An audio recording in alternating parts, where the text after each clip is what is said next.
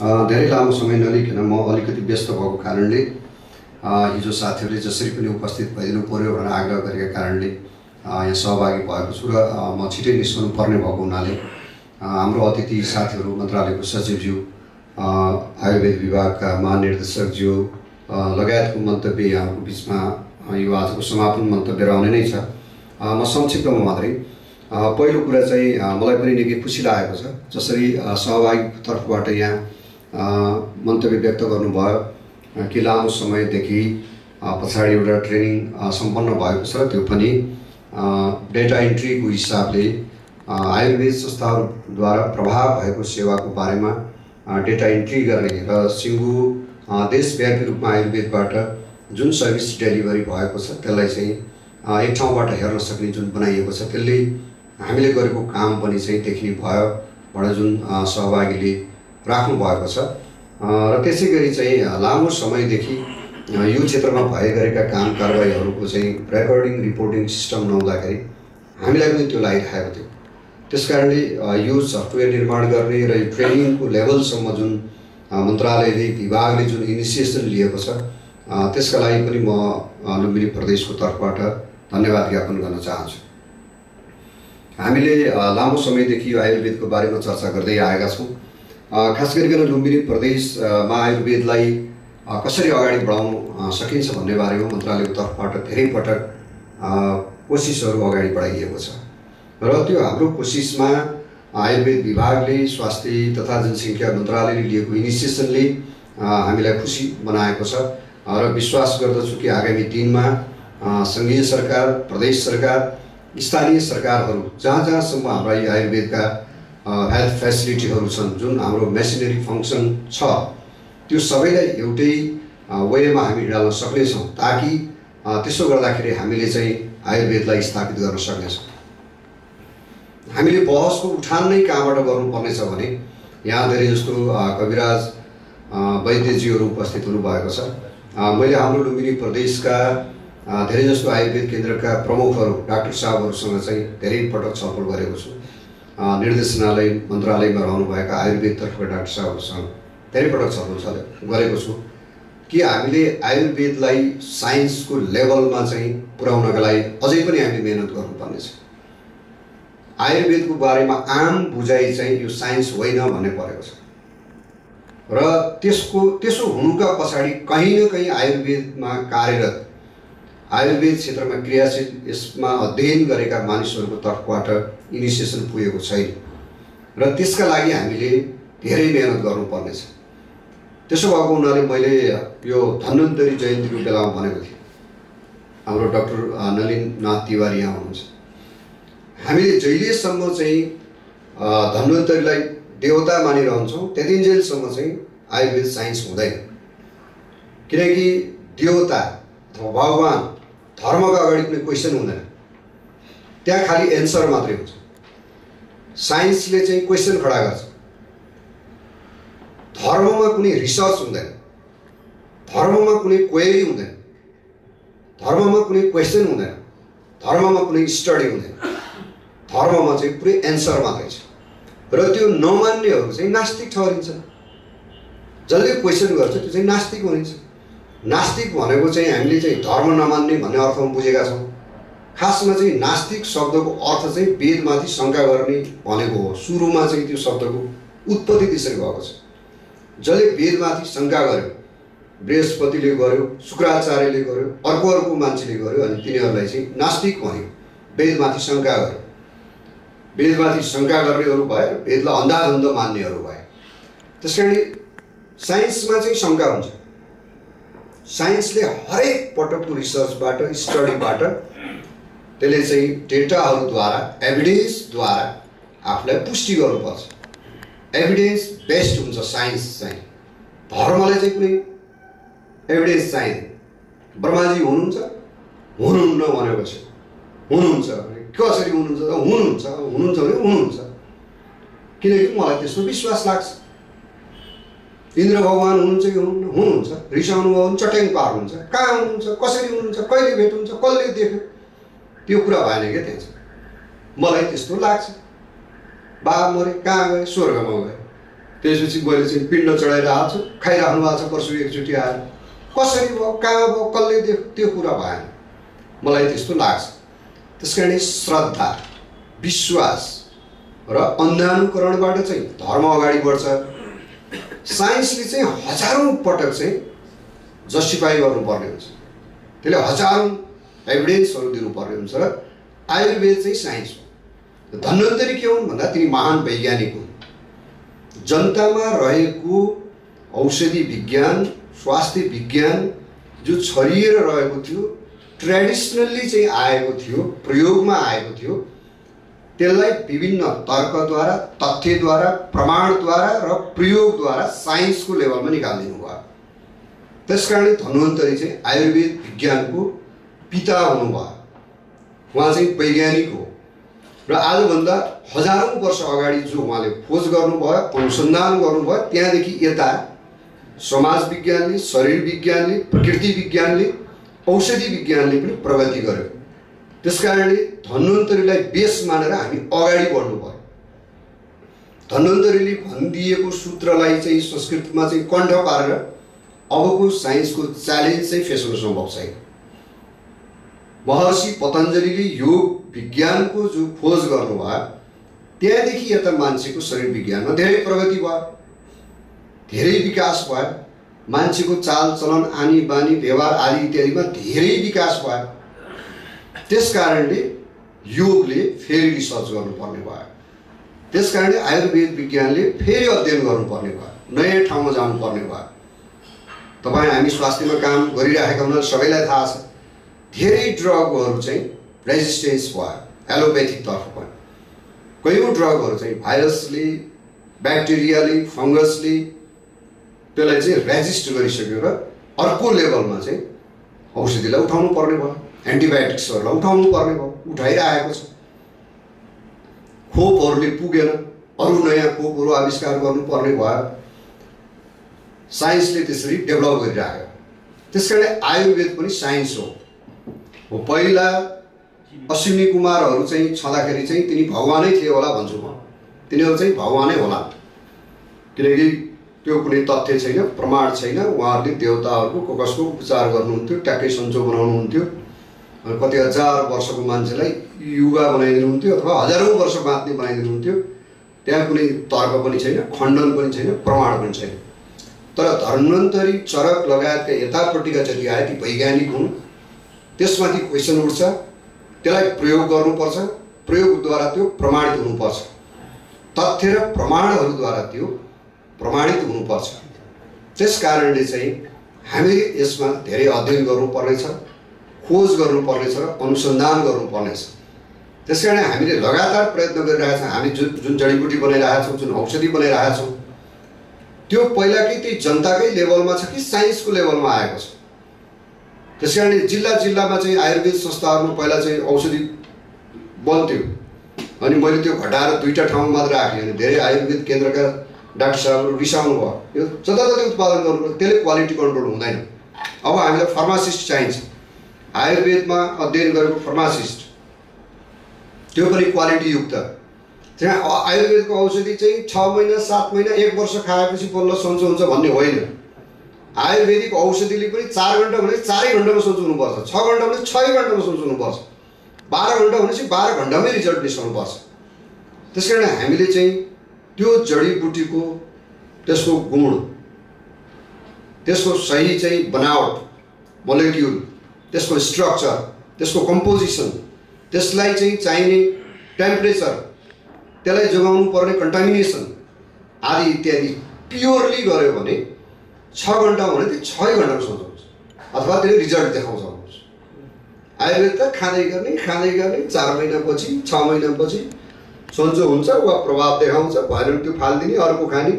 कति खाने भन्दाखेरि केही मात्रा पनि छैन, केही पनि छैन, इति खाने, इति खाने, त्यस्तो होइन। त्यसको ठिक मात्रा छ, ग्राम, मिलिग्राम, कसले कुन अवस्थामा खाने, यति एजको मान्छेले यति, गर्भवतीले यति, प्रेसरको रोगीले यति, सुगरको रोगीले यति, यति वेट भएको मान्छेले यति, यो एज भएको मान्छेले यति, बच्चाले यति, हरेकको चाहिँ क्वान्टिफाई हुनु जरुरी छ, किनकि औषधिले त्यसरी नै काम गर्छ। त्यसो भएको हुनाले एकजना हाम्रो आयुर्वेदको डाक्टर हुनुहुन्छ प्रदेश सभा, उहाँसित झगडा भयो मेरो एकचोटि यस्तैको यो कोभिडको बेलामा के एउटा जेठी मधु भन्ने लिएर आउनु सबैलाई बाँड्दै हुनुहुन्थ्यो उहाँ टुरा के गर्ने हो भन्दा हामी यस्तो भाषण गर्ने मान्छेलाई घाँटी सफा गर्छ र आउनुहुन्छ। अनि मैले कति खाने भने यति चुसिरहने हुन्छ भन्नुभयो। मुख्यमन्त्री अरू थुप्रै मन्त्रीहरूलाई पनि दिनुभयो। त्यसैले हो यही कारणले तपाईँको औषधि फेल छ, त्यस कारण म तपाईँलाई विश्वास गर्दिनँ भने झगडा हो, किन तपाईँले नमान्ने भन्नु। यो दाल भात हो भने चाहिँ अगाउन्दरी खाने यति यति खाने भन्नुहोस् तपाईँ। औषधि हो भने औषधिको चाहिँ सही क्वान्टिटी हुनु जरुरी छ। सुगर भएको मान्छे डायबिटिजवालाले कति खाने, यो कति ग्राम छ यो टुक्रो, यसमा चाहिँ टक्सिन कति छ, त्यो एन्टिटक्सिन चाहिँ कसरी बनाउने त्यही स्टडी छ, पुरै रिपोर्ट छ यसको। कुन एजको मान्छेले खाने, यो खाँदा खाँदै चाहिँ त्यसले चाहिँ रियाक्सन गर्नु नि के हुन्छ। तपाईँ सही तरिकाले भन्नुहोस्, तपाईँ डाक्टर हो भने सही तरिकाले भन्नु पर्यो। होइन यो भट्ट मकै जस्तो हो भने मन लाग्दा खाने, अगाउनु लागेपछि छोड्ने भन्ने हो भने यो औषधि भयो भनेपछि उहाँ चाहिँ पछि हो भन्ने निष्कर्षमा पुग्नु भयो। त्यसो भएको हुनाले त्यो आयुर्वेद चाहिँ साइन्स होइन भन्ने भएको भयो दिमागमा। त्यस कारण यति जसले खाए नि हुन्छ यसले ठिकै गर्छ भन्ने भयो। त्यो औषधि भएपछि त्यसले साइन्स आकर्षित गर्छ। साइन्स भएपछि त्यसले चाहिँ खास त्यसको निश्चित लिमिटेसन, त्यसको वेटेज, त्यसको चाहिँ रिजल्ट सबै कुरालाई चाहिँ अगाडि नै हामीले प्रेस्क्राइब गर्न सकेको हुनुपर्दछ, क्यालकुलेट गर्न सकेको हुनुपर्दछ, त्यसको इभालुएसन गर्न सकेको हुनुपर्छ र मात्रै त्यो साइन्सको लेभलमा जान्छ। यो बारेमा हामीले छलफल गरिरहेका छौँ र यो पटक कोभिड-19 को बेलामा हाम्रो लुम्बिनी प्रोभिन्सका धेरै जस्तो आयुर्वेदका डाक्टरहरू, कविराज, वैद्य सबै साथीहरू चाहिँ यो केस म्यानेजमेन्टलाई फ्रन्ट लाइनमा जानुभयो। मैले त्यतिखेर पनि भनेको थिएँ, यदि तपाईँ आयुर्वेद साइन्स हो भन्नुहुन्छ भने भाइरस पनि साइन्स हो। त्यस कारणले यसको रुल्स अनुसार हामीले यो केस म्यानेज गर्न सक्नुपर्छ आयुर्वेदले। यदि त्यस्तो गर्न सकेनौँ भने चाहिँ यो धामीजाग्री हुन्छ, यो अरू नै साइन्सभन्दा बाहिर हुन्छ। त्यस कारणले हामीले यसलाई म्यानेज गर्नुपर्छ, फ्रन्ट लाइनमा जानुपर्छ भनेको थिएँ र साथीहरू लाग्नु पनि भयो। धेरै राम्रो मेहनत गर्नुभयो र यहाँ हामीले एन्फा एकाडेमीमा चाहिँ एउटा आइसोलेसन सेन्टर सञ्चालन गरेका थियौँ र आउने धेरै मान्छेहरूले चाहिँ हामीलाई चाहिँ एन्फामा जान दिनु पर्यो। एन्फामा चाहिँ बस्नका लागि चाहिँ सोर्स फोर्स लाउने स्थिति भयो, म त्यहाँ बस्न पाउनु पऱ्यो। त्यो प्रकारमा हाम्रो केयरिङ भयो। त्यो प्रकारले चाहिँ छिटो एकदम स्टे चाहिँ कम भयो, छिटोभन्दा छिटो चाहिँ नेगेटिभ हुने अथवा छिटो रिकभरी रेट चाहिँ त्यहाँ भयो एन्फा एकाडेमी, जहाँ हामीले चाहिँ आयुर्वेदका डाक्टरहरूद्वारा मोनिटरिङ गरिएको चाहिँ आइसोलेसन सेन्टर थियो। त्यस्तो प्रकारको बन्यो र जिल्ला जिल्लामा पनि साथीहरूले त्यसरी मेहनत गर्नुभयो। त्यसो भएको हुनाले मैले यो भन्न खोजेको चाहिँ साइन्सको लेभलमा लैजानका लागि हामी प्रयत्न गरिरहेका छौँ। एउटा चाहिँ हाम्रो आयुर्वेद केन्द्रमा जाँदाखेरि मैले हेरेको त्यो स्टिम बक्स जो हुन्छ, जो मान्छेहरूलाई हामीले बाष्पीकरणद्वारा सन्चो गराउँछौँ, पुरानो थोत्रोको गरेर छ, कालो धैलो मैलो भयो। अनि मैले यो डाक्टर साहब यो यसको केही नयाँ उपाय छैन, यो कुकर देखेपछि त मलाई त स्टिम गर्नै मन लाग्यो। त्यो गरेर बुडुङ्ग पड्क्यो भने के गर्ने। घरमा पकाउँदा हैरान भएर बुहारीहरूले काम लाग्दैन भनेर फालेको कुकर जम्मा गरेर लिएर चाहिँ हामीले स्टिम बक्स बनाउनु नयाँ गर्नु पर्यो। र पहिला चाहिँ छैन, यस्तै हो भन्नु उहाँले। ठुलै डाक्टर हो आयुर्वेदको, यो कविराज निरीक्षक यस्तो होइन कि डाक्टरको पनि ठुलै। अनि उहाँले चाहिँ पछि के भन्नु भने पाइन्छ मन्त्रीज्यू एकदम 20-25 लाख पर्छ भन्नु, लिएर आउनुहोस् न। 20-25 लाख व्यक्तिलाई पो धेरै हो, सरकारलाई त धेरै होइन नि। ल्याउनुहोस् न 20-25 करोडको लिएर आउनुहोस्, राखौँ। यहाँ आयुर्वेदमा पनि लेटेस्ट टेक्नोलोजी लिएर युज गर्नु पऱ्यो। कहिले जमानाको कुकर लिएर अनि चाहिँ यता पाइप जोडेर उता लगेर फुसफुस पारेर अनि चाहिँ तताउनु चाहिँ त्यो कति डिग्री टेम्परेचर छ भन्ने पनि थाहा छैन। बुढाबुढीलाई पनि त्यहीँ हुल्दिएको छ, सुगरवालालाई पनि त्यहीँ हुल्दिएको छ, केटाकेटीलाई पनि त्यहीँ हुल्दिएको छ। अनि कति टेम्परेचर भयो, बाफिएर आत्तिएर मर्ने हो कि बाँच्ने हो कि असन्चो हुने हो कि नहुने हो कि। तपाईँलाई चाहिँ यस्तो भयो हुनाले तपाईँको युरिक एसिडको लेभल यो छ, सुगरको लेभल यो छ, त्यस कारण तपाईँलाई यति डिग्रीको तपाईँको यो छ, एज बढी छ, त्यस कारणले तपाईँलाई चाहिँ यति डिग्रीको भन्न सकेको मान्छेलाई यो रहेछ भनेर जो आज त्यही हुल्दिएछ डब्बाभित्र ठप्प बन्द गरिदिएछ, घाँटी मात्र बाहिर निकालिदिएछ, अनि आचो आचो भने निकाल्यो, आचो नहुँदै राख्ने। त्यसरी त साइन्स हुँदैन भनेर मैले उहाँसँग छलफल गरेको थिएँ। त्यसो भएको हुनाले हामीले लेटेस्ट टेक्नोलोजी चाहिँ आयुर्वेदमा कसरी भित्राउने, चाहे हाम्रो चाहिँ औषधि उत्पादनमा होस्, चाहे उपचारको क्रममा होस्, चाहे चाहिँ अरू केस इन्भेस्टिगेसनको सवालमा होस्, हामीले लेटेस्ट टेक्नोलोजीहरू भित्राउन सक्नु पर्दछ भन्ने बारेमा हामीले छलफल गरिरहेका छौँ र प्रदेश सरकारको तर्फबाट हाम्रो त्यो कोसिस जारी छ। र अहिले चाहिँ पोइन्ट त्यो होइन, अहिलेको विषय भनेको हामीसँग हामीले गरेका उपचारहरू आदि इत्यादिको इन्फर्मेसन एक ठाउँमा सेन्ट्रलाइज हुन सक्यो भने त्यसले चाहिँ सेन्ट्रल गभर्मेन्टलाई पनि, प्रोभिन्सलाई पनि र लोकल गभर्मेन्टलाई पनि कसरी फर्दर प्लानिङ कसरी गर्ने भन्नेमा मद्दत पुर्याउँछ। हामीले हरेक वर्ष चाहिँ हाम्रो एनुअल रिभ्यू हुन्छ हेल्थ सेक्टरको, यो सबैको चाहिँ रिपोर्ट जसरी आउँछ त्यसरी आयुर्वेदको चाहिँ रिपोर्ट नआउने, लेखेर लिएर आउनु पर्ने जुन अवस्था थियो, अब चाहिँ यो ट्रेनिङले, यो सफ्टवेयरले, यो सिस्टमले हामीलाई के बनाइदिएको छ भने कुनै पनि ठाउँमा, जस्तो डिजी साहबले चाहिँ काठमाडौँ बसेर नेपालको कुनै पनि ठाउँबाट के कसरी चाहिँ सेवा प्रवाह भएको छ भनेर उहाँले भन्न सक्नुहुन्छ। प्रोभिन्सियल गभर्मेन्टहरूलाई त्यसमा सपोर्ट कहाँनिर गर्ने भने उहाँले त्यहाँबाट थाहा पाउन सक्नुहुन्छ। अथवा हामीले चाहिँ हाम्रो स्वास्थ्य निर्देशनालयले, हाम्रो मन्त्रालयले, हाम्रो प्रोभिन्सका 12वटै जिल्ला अथवा 57वटा चाहिँ इन्स्टिट्युटहरूले कसरी काम गरिरहेका छन् भन्ने बारेमा थाहा पाउन सकिन्छ। र त्यसले चाहिँ एउटाले अर्काको इन्फर्मेसन सेयरिङ, एउटाले अर्काको चाहिँ लर्निङको सेयरिङलाई समेत यसले मद्दत पुर्याउँछ। र मूलतः प्लान र पोलिसीका लागि चाहिने भनेको महत्त्वपूर्ण कुरा भनेको इन्फर्मेसन हो, डेटा हो। त्यो डेटा र इन्फर्मेसन यसले जेनेरेट गर्न मद्दत पुर्याउँछ। र अब फेरि पनि अर्को समस्या भनेको चाहिँ सफ्टवेयर पनि छ, सिस्टम पनि छ, ट्रेनिङ पनि लिनुभएको छ, तर यहाँहरूले त्यो इन्ट्री गरिदिनु भएन भने फेरि इन्ट्री गर्नलाई अर्को तालिम फेरि 3 दिनको भएन, अझै 5 दिनको, अब एसएसबिएसले भएन, डब्लुएचओ भने फेरि तालिम दिएको त्यही गर्नुपर्ने स्थिति चाहिँ आउनु हुँदैन। तालिम नै सबै कुरा होइन। तालिम लिइसकेपछि त्यसको कार्यान्वयन गरिन्छ कसरी, त्यो क्वालिटी चाहिँ त्यहाँबाट देखा पर्छ। हाम्रो चाहिँ हस्पिटलतर्फ हिजो मात्रै त्यहाँ चाहिँ हाम्रो लुम्बिनी प्रोभिन्सियल हस्पिटलको एमएसएस रिभ्यू थियो र म त्यहाँ गएको थिएँ। केही पनि डेटा छैन, सर्जरी हो केही पनि डेटा छैन। डाक्टर नर्सले के गरेका छन् त, सर्जरी त भएकै छैन, जिरो छ। तिमी त सुतेर खायो, अपरेसन भएको छ, सर्जरीहरू भएको छ, कामहरू भएका छन्, डेटा इन्ट्री भएको छ। नभएपछि त काम गरेको देखिएन नि। 4-4जना सर्जन बसेर के गरेर बसिरहनु भएको छ त उहाँले भन्नु पऱ्यो नि। मैले भन्दाखेरि हेर्दाखेरि देखिँदैन, माइनर ओटी पनि छैन, मेजर ओटी पनि छैन, अरू थुप्रै डेटाहरू छैन। बच्चाहरू जन्मिरहेका छन्, आमाहरूलाई चाहिँ आमा सुरक्षा भत्ता के पनि दिइराखिएको छ, तर डेटामा देखिँदैन। भनेपछि करोडौँ बजेट कहाँ गयो त? 8 करोड 10 करोड बजेट कहाँ गयो? कसले खायो त्यो भन्नु पऱ्यो नि। पाएको पनि छ, बच्चा जन्मेको पनि छ, आमालाई पैसा पनि दिइएको छ, तर डेटा इन्ट्री भएको छैन। नभएपछि त 8 करोड 10 करोडको दरले चाहिँ अस्पतालमा गएको पैसा कहाँ गयो भन्ने क्वेसन स्वतः रेज हुन्छ। त्यसो भएको हुनाले यहाँहरूले जुन ट्रेनिङ लिनुभएको छ त्यो ट्रेनिङ लिएको हिसाबले फेरि यहाँहरूले त्यो प्रकारले डेटा इन्ट्री गर्न अल्छी गर्नुभयो, अप्ठ्यारो मान्नुभयो।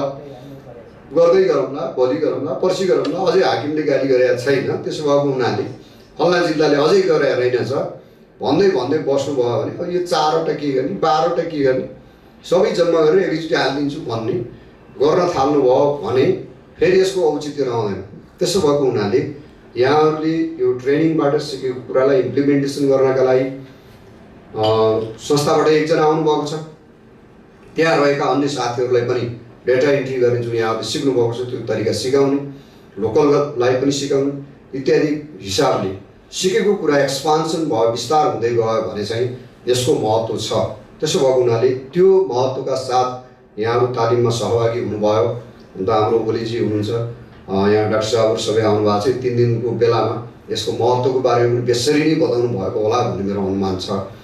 अब कति बेसरी बताउनु भएको रहेछ भन्ने कुरा चाहिँ 1 महिना त जोसका साथ सबैले इन्ट्री गर्नु नै हुन्छ, त्यो त नेपालीको बानी नै हो। त्यसमा त म क्लियर छु। अब 2 महिना 6 महिना 7 महिनापछि चाहिँ कति इन्ट्री हुन्छ? हाम्रो नेपाली त्यो चलन चाहिँ फुल जोसमा हुन्छ। सुरुमा चाहिँ फुल स्विङमा हामी राजनीति गर्ने पनि त्यस्तै हो कि सुरुमा निर्वाचित भएपछि यो नि गर्छु त्यो नि गर्छु, पुरै डाँडा पाखा सम्मै गराउँछु जस्तो हुन्छ क्या एकछिन चाहिँ। फुर्ती लाउँछ यताउता भने ड्याङडुङ गर्छ भनेपछि बिस्तारै बिस्तारै हुन्छ नि भनेर चाहिँ पछि तपाईँहरू त त्यस्तो हुनु भएन नि। तपाईँ त राजनीति गर्ने मान्छे तपाईँ तपाईँहरू त टेक्निकल मान्छे हो। त्यस कारणले त्यस्तो गर्नुहुन्न। तपाईँहरूले चाहिँ त्यस्तो गर्नुभएको मैले देखाएको छैन, गर्नुहुन्न। र अबदेखि आयुर्वेद स्वास्थ्य विभागले पनि मन्त्रालय पनि र हाम्रो तर्फबाट पनि आयुर्वेदतर्फका अन्य क्लिनिकल अपडेट ट्रेनिङहरू पनि DHIS 2 मात्रै होइन, जसरी मैले अगाडि भने विभिन्न रोगहरूको बारेमा, उपचारको विधिको बारेमा, मेडिसिनको बारेमा, त्यसको प्रोडक्सनको बारेमा, विभिन्न केमिकलहरूको चाहिँ बनावट कम्पोजिसनको बारेमा पनि हामीले विभिन्न प्रकारका ट्रेनिङहरूको जरुरी छ र त्यो ट्रेनिङहरू पनि कन्टिन्युस गरिरहने, ताकि चाहिँ जतिखेर यहाँहरूले पढेर पास आउट भएर आउनुभयो त्यसपछि फेरि त्यसलाई रिफ्रेसमेन्ट गर्ने वा अपडेट र अपग्रेड गरिरहनु, त्यो प्रकारका ट्रेनिङहरूको पनि जरुरी हुन्छ। र त्यसका लागि पनि हामीले हाम्रो तर्फबाट पनि कोसिस गर्नेछौँ, आयुर्वेद विभागको तर्फबाट पनि कोसिस हुनेछ र सबैको तर्फबाट गरेर हामीले आयुर्वेदलाई वास्तवमै जनताको, नेपाली जनताको जुन भरपर्दो विज्ञानको रूपमा, विश्वासिलो विज्ञानको रूपमा इस्टाब्लिस गर्न सफल हुनेछौँ भन्ने अपेक्षासहित मेरो भनाइ यही अन्त्य गर्दछु। धन्यवाद।